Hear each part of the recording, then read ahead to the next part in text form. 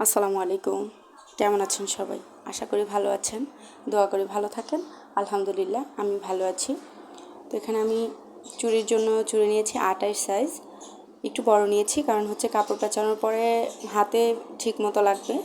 আর চুড়িটা হচ্ছে আমার নিজের জন্য। তো আমি কাপড় নিয়ে নিয়েছি 1.5 ইঞ্চি।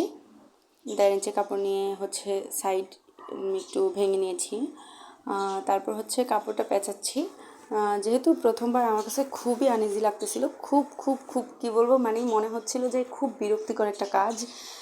তা তাও যেহেতু মানে সবাই পারে, ইনশাল্লাহ আমি পারবো এই কনফিডেন্স নিয়ে তাও আমি করতেছি।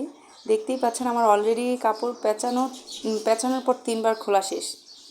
কাপড় পেঁচাচ্ছি, হচ্ছে না, একটু কুঁচকে থাকছে, তাই আবার খুলছি, আবার আটকাচ্ছি, আবার খুলছি, এভাবে 3বার কিন্তু আমার খোলা শেষ।